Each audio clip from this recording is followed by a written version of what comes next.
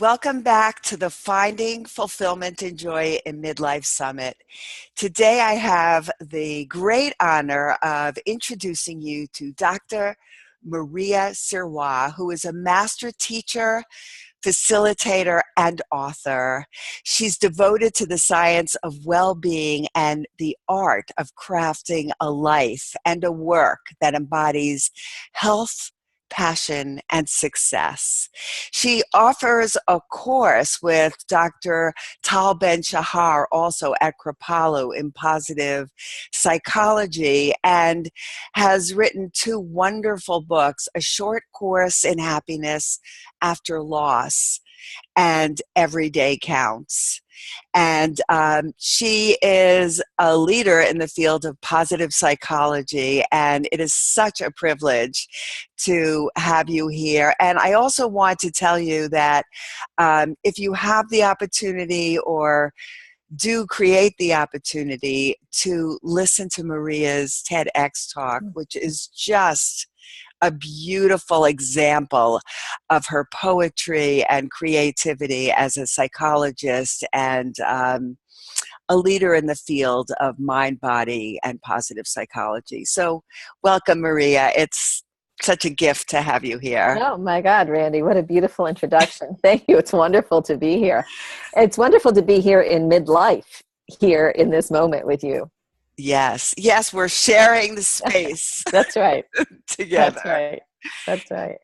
So, what is your take on the world of positive psychology as it relates to us in midlife? Right. What a great question. So, for those who are new to the field, positive psychology is the science of those human beings at their best, who we are at our best. So, relative to midlife, it really refers to what is it like to be in the middle of your life's journey with all of the responsibilities and obligations and the hopes and dreams for the remaining years in your life and the burdens that you are now faced with. What is it like to be in that crossroad moment and be your best self? What would that look like? How would you shape your day? Who would you surround yourself with?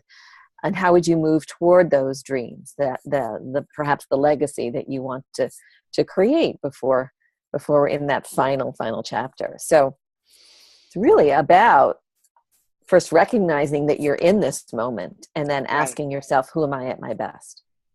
So what are some of the methods that you would recommend, that you would think are the most useful to implement right about now? If people are not already on this path, or they've just been doing the grind and now they're struck with, oh my God, what am I going to do with the next 20, 30 years? Right.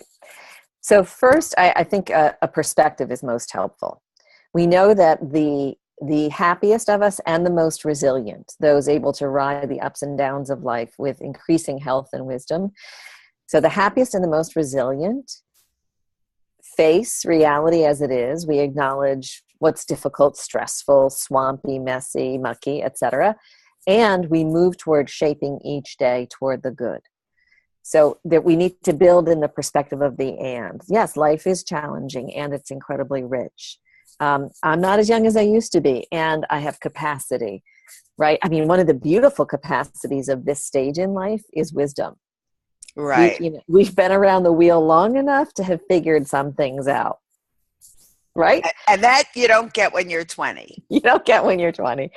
So the perspective of the and, number one, we also know that those of us who are most resilient and happiest practice gratitude. We really choose appreciation as a way of being in life. And I'm not talking about Disney, blue bird of happiness, crazy, I'm grateful for everything happy. I'm talking about clear-eyed appreciation for what is good and rich within you and around you. So those are two really important perspectives. How can you make that, how can you operationalize that for us? How can you make that real? Right. Like, what do I need to, I mean, I know some of the things I need to do and I do them to be more grateful, but I think it's so misunderstood. I just want to give one example. I have a patient that she said to me, we were talking about developing gratitude, and she said, I am grateful. I'm grateful for my eyes. I'm grateful for my this. I'm grateful for my that. I'm grateful I could walk.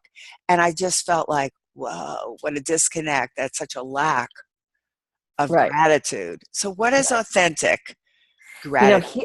here's where the positive psychologists and the poets and philosophers and spiritual leaders all are in agreement. It has to stem from a place of real heartfelt intensity. Yes. So we have research from Barbara Fredrickson at the University of North Carolina meeting Brother David Stendal Rost and Thich Nhat Hanh and Pema Chodron, who've all said the same thing, that Oh my, yeah. yes, you need to come into your heart and really feel what is true in terms of appreciation. So me getting up every day and say writing 5 things that I'm grateful for without, just as I'm getting my cup of coffee, as I'm rushing to the subway, that's not going to lift me. It's not going to be a positivity or a resilience boost. But imagine, here's a tool I like to teach. Imagine that every evening, right before you close your eyes, you really reflect what was the best moment today.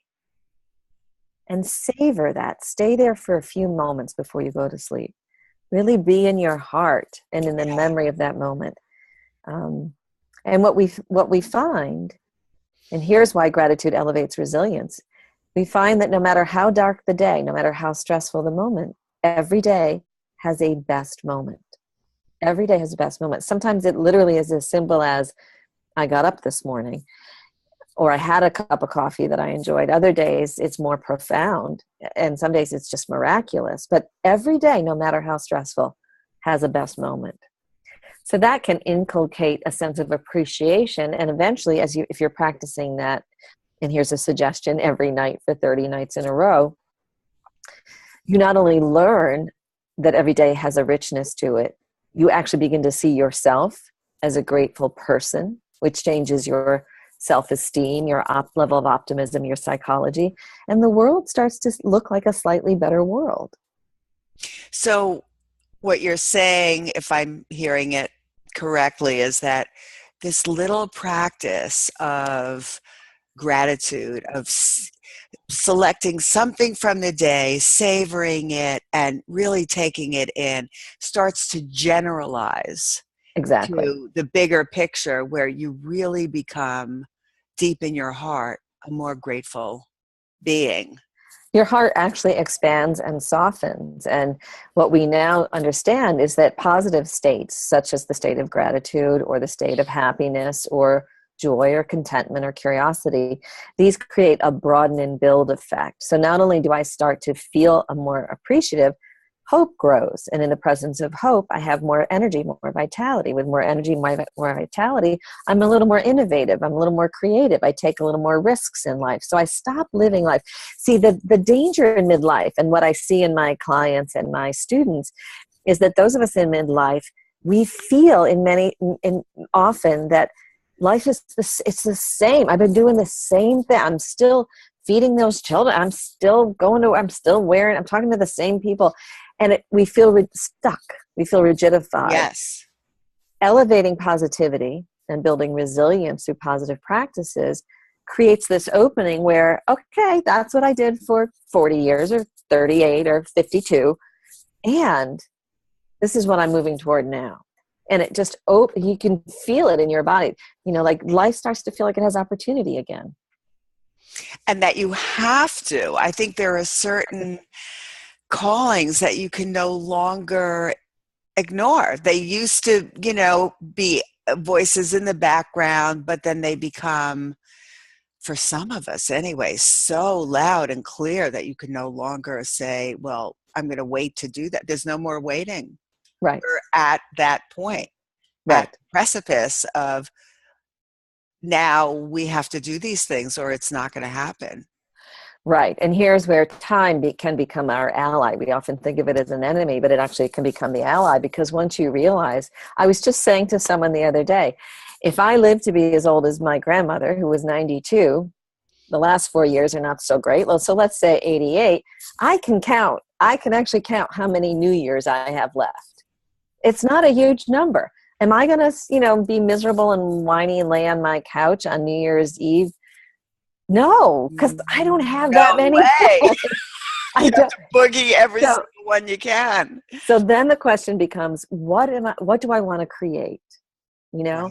And we can frame that around a holiday. We can frame that around, what do I want to create around my kitchen table or in my laundry room, in the work of my life, in the relationships that are meaningful to me. You see, this moment, this middle life moment, is exactly the right moment, because we do have some wisdom and we have been scarred and wounded, and so we're wiser about what to move toward and what to move it away from. This is the perfect moment to say, I still have so much life left. What am I wanting to shape? And how am I going to make these years Right. matter in a huge way for myself and maybe even for the greater good?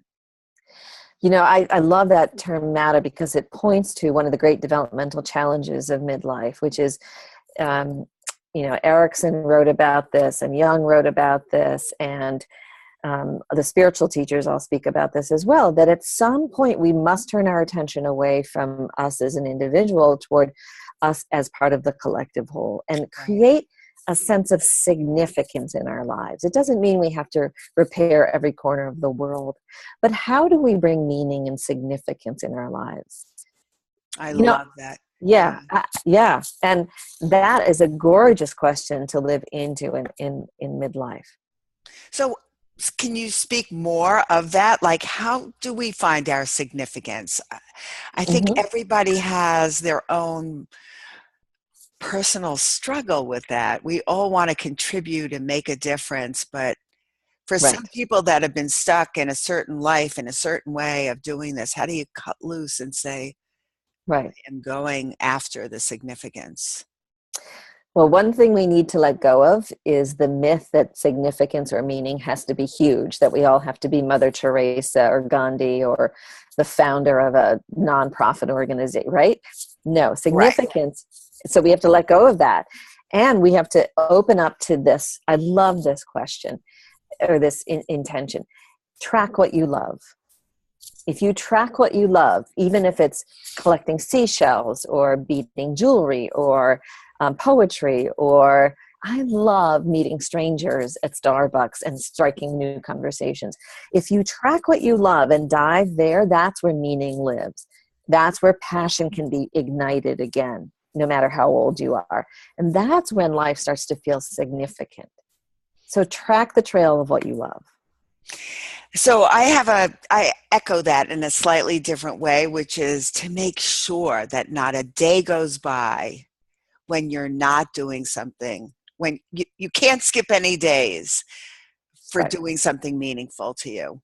right, Whatever right, that is, right, that every day, because it not only becomes cumulative, that way you know that, okay, I at least spent 5 minutes talking to somebody I love, or writing a piece of poetry that I had to get out, right. or taking a walk in the brisk air, whatever it Exactly. happens to Exactly. be. Exactly. We teach the exact same thing, that you shape every day at least a few moments towards something that lifts you or strengthens you. And meaning does both. Meaning increases your capacity internally, but it also increases your optimism and hope and sense of purpose in life. And what we found, we when you look at the world of what happens for teenagers, is often that no matter how difficult their life circumstances, if they have a sense of meaning, they're able to persevere, they're able to move forward. Same is true with adults who are in horrific circumstances, refugee camps, etc. And the same is true for us, sort of fumbling around in middle age, just kind of like bumbling through. Oh my God. That I have friends who like, oh my God, it's another Monday. Like that kind of, right? I mean, Yeah, I'll tell you, the danger of middle life is not the horrific phone call, because the horrific phone call is often the wake up call. right. The danger of middle life is the repetitive nature of feeling oppressed by daily routines and A, chores, I couldn't agree with you feeling more. like you can't change anything. Right. That's when midlife starts to feel like just a swamp you'll never get out of, right? By waking up in the morning, going to the mirror and saying, oh God, I look older, I look tired, I look That's right. this, I look that. It's the kiss That's of right. death. It's the kiss of death. Right. Instead of saying, wow, I've got this day in front of me to create, to be the best that I could, Right. but it's tough to shift that mindset. It is tough. It is. If change were easy, we just would have had to buy one self-help book in the 80s. We'd be done, It's not easy. Instead, I have 52 shelves of them. Yeah. Yeah. But it's why these conversations are so important. I so appreciate you putting together summits like this because, someone can listen to 4 or 5 different voices or all of the voices that you Right. offer. And there's that one word or phrase that is absolutely epiphanic in the moment, right? Epiphanic in the moment. There, this gorgeous poem that I love to refer back to. It's, go ahead and do anything else. Occupy your time fully, right? It's Rumi. But if you do not do this one task, and the task he's referring to is the task of living into your full, rich life. If you do not do this one task, your time here will have been wasted, right? Mm. None of us really want that. No, you don't. You try. I have students all around the world. No one ever comes up to me and says, I'd like to live a wasted life. What we want to reach that last decade. I always have my students imagine it's the day of your 90th birthday and your best friend is standing up to tell the story of your life, to celebrate you. What story do you want written? Right. Midlife is the perfect opportunity to name that story and then shape your day toward it. Well, again, I think of it in a very similar way. It's so interesting how parallel our work is, and I tell people to think of the five greatest regrets upon dying. I'm sure you know the work of Yeah. Bronnie Ware, who Okay. says that the biggest regret is living a life that somebody else wanted for you rather than the one you really Right. wanted. And midlife is just the time to go for it. When else, if you don't go for it now, even if it means, well, maybe you'll be making a little less money, or maybe it means making some changes that you're not entirely comfortable, but to not go for it and take that risk, that leap of faith, that I'm going to make it happen now no matter what, is Right. to cheat oneself out of a legacy, out of the life one Exactly. dreams of having. Exactly. Exactly. In putting together my most recent book, it really speaks to it. The title Make is a every day short. count. No, that was the first one. This one is a short course in happiness after a loss and other dark, difficult times. Tell us about, yeah, I'd Well, love to hear about it. one of the dangers of midlife is that we're so focused on our what's been painful, or how our heart has been broken, or how disappointed we are in something, maybe not getting the promotion or the house, or earning as much as we thought we might, or having children, or finding a part. Whatever, we're focused on the pain, which is absolutely real, and we forget to look for the gold, the sort of lacquer that can bring those broken pieces together. And the notion of building a continuing legacy toward that last decade really is like gold lacquer on a broken vessel. It really brings things together beautifully and Great. holds the intention of the vessel. And I don't want to, one of the dangers of teaching positive psychology is people think you're talking about being happy all the time. We're not. We're talking about moving toward what is good and rich already within you, and creating more opportunities for good and rich around you and outside of you in your day, in small steps, small daily change. Just like you said, that one practice of doing, a few minutes every day of something that's meaningful, or taking a moment at night to savor one best moment, right?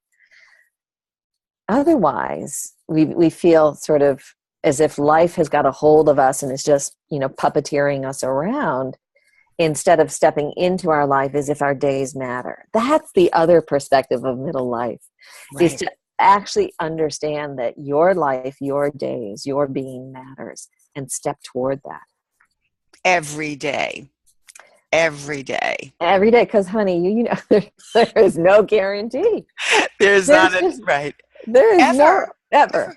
No matter what your age. I mean, Right. yes, that's a midlife thing. And when we start to see that peers are smitten with this or that or even dying, Right. it brings it home all the more that time is of the essence. And that doesn't mean that we get frantic about our time. We just get more purposeful and And the directed. Yeah. Yes, yeah. And the beautiful benefit of living a purposeful, directed day is that you actually do experience what Tim Kasser calls time affluence. Time feels like it's expansive. The day feels long and rich as opposed to long and deadening or too short, not enough, right? So there is that sense of spaciousness. And I love that. we, Yeah. we all know this. We all know this if you're actually present in a conversation to a person, even if it's just for a few moments, those few moments feel eternal. Right. Right. And We can, precious. and precious, and we can bring that sense of eternal into our day. You know, just before we got on this webinar, I took a moment to actually sit down and write a holiday card to someone who had done something really special for me early on in the year, and she suddenly came to mind. And instead of doing what we often do, and I often do, which is like, oh, it'd be great to write a card, and then it's like the thought's gone and the energy. I just said, oh, now, like, sit Right. down now. Right. Honor the Right. moment, honor the energy, write the card. So I got on this call, like, all like, ooh, like I had that moment. I had a great I could moment. tell you had great energy when you were on and ready to go. It Yeah. was wonderful. And to build on that, I have adapted the attitude when I have a strong thought and I'm thinking about somebody. I used to say, I'm going to write that down and call that person.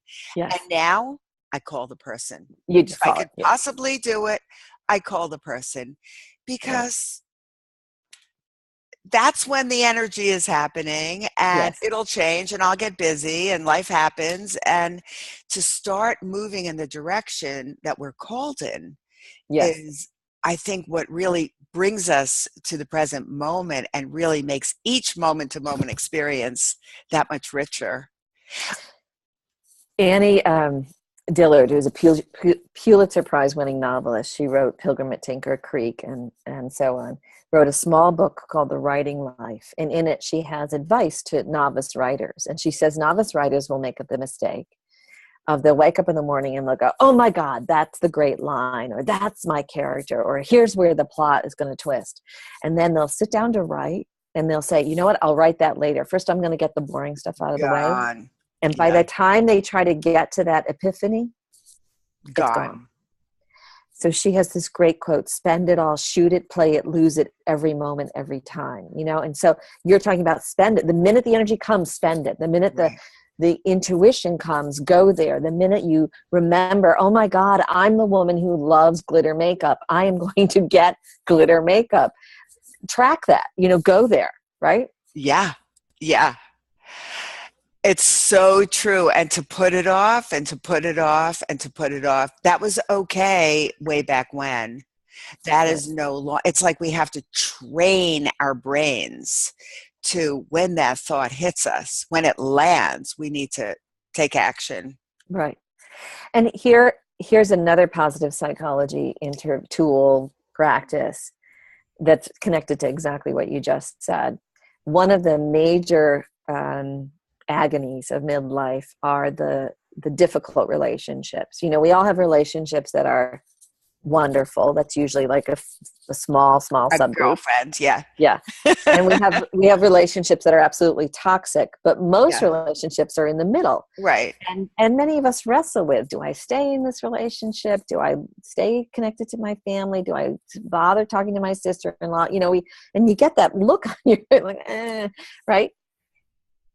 If you practice honoring the relationship with appreciation in small moments every day, that Barbara Fredrickson calls these micro moments of positivity, to actually say, like, as soon as I have that impulse to say to my 17-year-old, God, I really love you, to actually say that, or even send the text, or someone I'm really struggling with, to actually name the appreciation anyway. I know you and I aren't agreeing. This is a really hard conversation we're having, and in many ways we're stuck, but I'm so grateful that you're staying in it with me.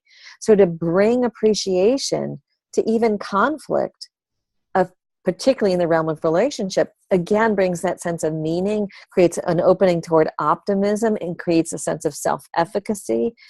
And those relationships begin to see them through sort of brighter eyes. I also think that when you bring that appreciation into the context of a relationship, that it's a little contagious. Yeah. So the things I love about the aspects of positive psychology, it seems to me that when we start doing better, acting better, taking better care of ourselves, that we have an influence over the most important people in our lives. Our children see it, our partners see it, our friends see it, and even if we don't speak of it, exactly, something changes. Yes, no, and we know that pessimism, misery, and complaining have a contagion effect, as do optimism, appreciation, Negativity. They all have hope is what was the other word I was looking for. They also have a positive contagion effect, right? So the choice is, who do you want to be within yourself? And then what do you want to impact around you? And if I want to have a family, I went through a divorce a few years ago, very disturbing time for my children, for me, a new home, new location, everything was disrupted. And yet the question becomes, well, even in the presence of this disruption, what do I want to bring forward? I want to create a home that's loving, peaceful, kind, joyful, more often than not. It's not going to be possible 24/7, but more often than not. And know that that has a contagion effect. So where does that start? Right here. Right here. Right. Especially, as my son would call it, the mother unit is responsible. That's right. It all begins with the mother unit. The mother unit, right. Right. Once that's in place, everything else is going to fall into place. A lot rests there. It's true. It is true.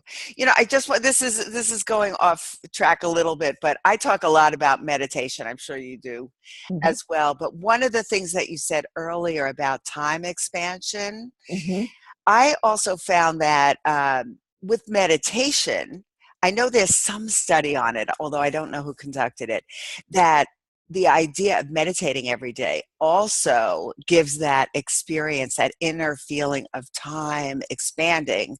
So rather than zooming through our lives, and especially, when we think, oh God, a year from now seems like it's not that long, whereas when we were younger, it seemed like a year from now, that's an eternity. Right. But we could slow that down a little bit with the idea of meditation.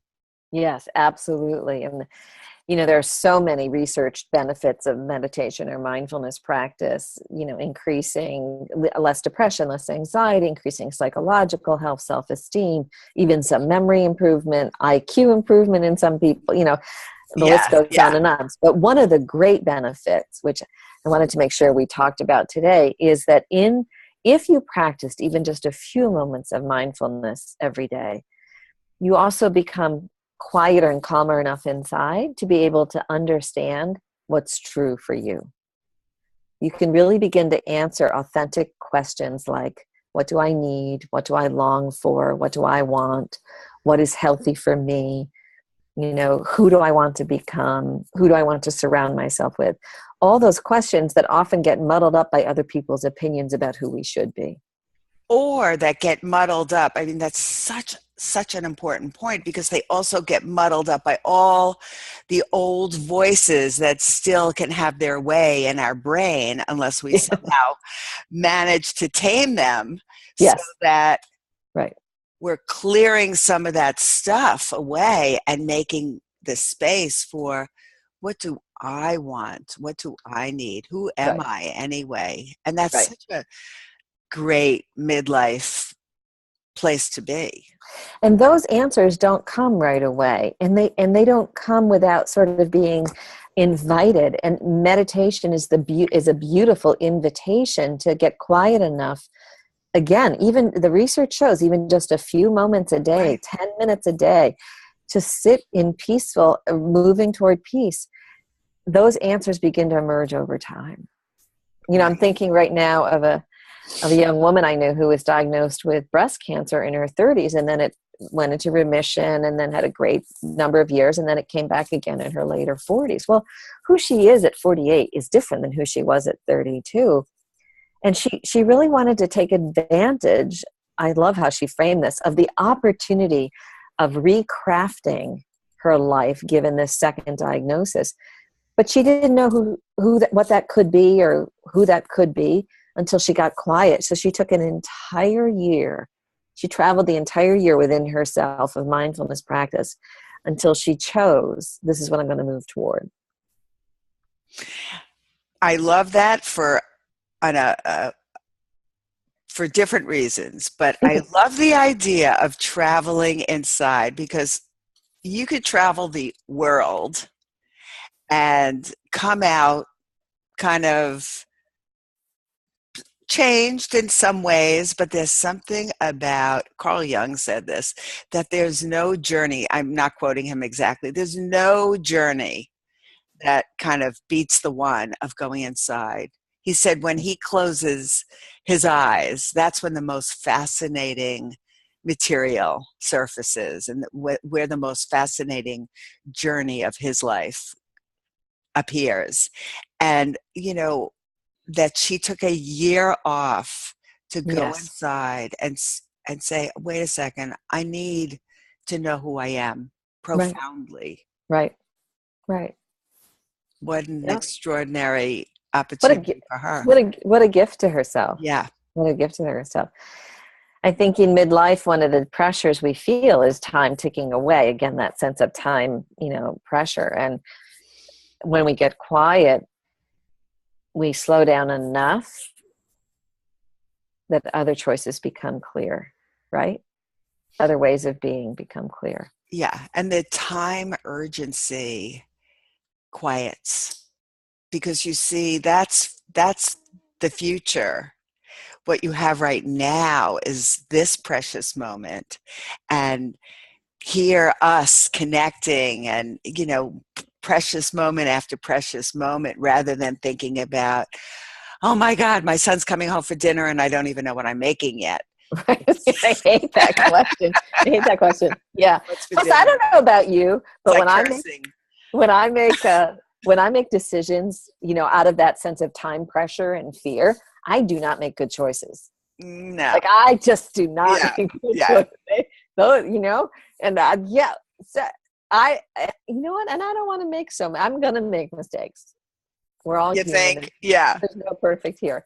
But I'd like to make a fewer better choices, worse, mistakes in the next decade. I really would. Well, I have the feeling you're going to, and that just everything you're studying. So I'd love to ask you, if I can digress for a moment, what led you into the field? I mean, to me, you seem like such an optimistic person anyway, you have a little glitter in your eye, or gleam in your eye.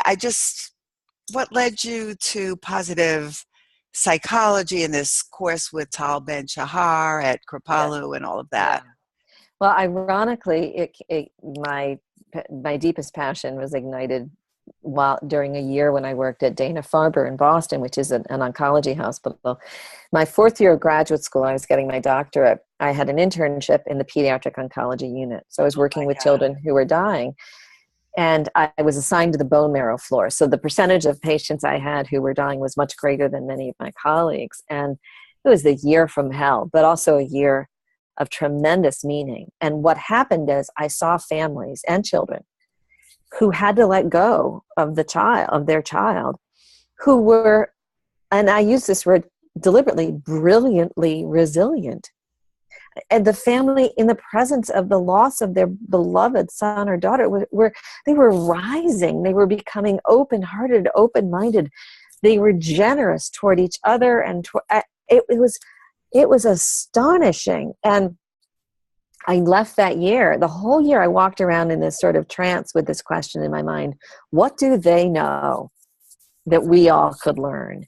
And that became an active study of the field of resilience. And then when positive psychology emerged as a science about 20 years ago, there's this gorgeous intersection of how we live our best lives in the most difficult moments. That's the intersection I like to work and teach in. And it was those initial families who demonstrated such great capacity to be their best selves, even in the presence of horrible pain, that showed me, boy, you can live into that paradox of that, and you can live well there. And enjoy life when it's easeful, and celebrate life and create a legacy moving forward, and always carry this child with you, you know? What an amazing story. Yeah. So could you identify that resilience coming together with positive like, how did that happen, and what were they hanging on to, or what brought them to that? Here's what they knew. They knew that meaning and kindness and appreciation are crucial even when you're suffering. They understood that self-care was paramount. They understood that suffering happens to everyone. So they removed themselves from a victim stance or a martyr stance, and instead were really living into the question that Viktor Frankl brought us from the Holocaust. He said those of us who survived the Holocaust intact stopped asking why me or why is this happening, and started asking who am I in the presence of this. They live into that question. From a science perspective, we can identify that they were very good at learning from failure, from mistakes. They took every failure as an opportunity to grow. They led from their character strengths. They led from the parts of them that were good within them. So many sort of understandings and approaches that some of them had naturally, or some of them had learned along the way. The good news is all of these perspectives, all of these tools can be learned at any age. That they're actual skills. They're skills. They're perspectives and practices, and they can be learned at any age. And that happens to be my favorite part of positive psychology and resilience, is that even if you're not born a grateful person, if you're not born a resilient person, a happy person, there are so many methods and practices that can, many of which we've talked about today, that can move you in the direction of becoming those things. Right. So. Yeah, I often joke with my students that many of the people in my upbringing or family, and also beyond just the culture I lived in, I joke, if we had had a sort of a group bumper sticker, it would have read, "Life is hell, people are crap, and God hates you." and then you die. Yeah, and then you die, right? And that philosophy was the philosophy I was raised in. And it's not the whole story. Hard to believe. And it's not the whole story. You know, our biology, our family of origin, our childhood circumstances are a big piece of our story, but they are nowhere near the whole story. Right. And we get to choose how we want to write that new story by shaping our day. Fantastic. So, Maria, is there anything else you'd like to share? I could just listen to you all day, because I just think more and more wisdom just kind of, and I just love when you throw in these beautiful poems and phrases. Oh, Just beautiful.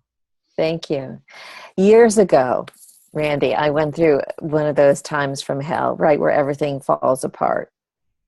Divorce, very severe financial disruption in our lives.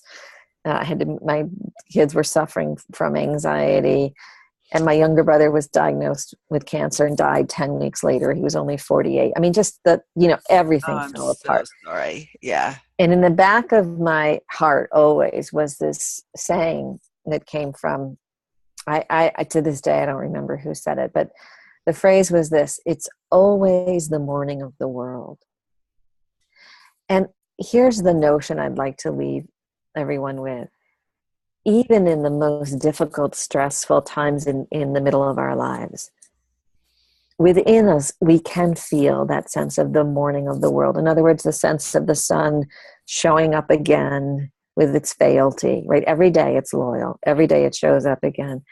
And with that, loyal light, the possibility of a slightly better moment. Mm-hmm. Even as I was suffering, a slightly better moment, right? So I think that's the place I'd like to leave them, is that beautiful place where things are broken and whole, where we are suffering and there is light. We are not young, and there is much life left to be lived in every day. Maria, thank you so much. Just thank you from the bottom of my heart. Beautiful, beautiful interview. Thank you, Randy. Thank you. And thank you for coming to the Finding Fulfillment and Joy in Midlife Summit. I will see you at the next interview. Bye for now.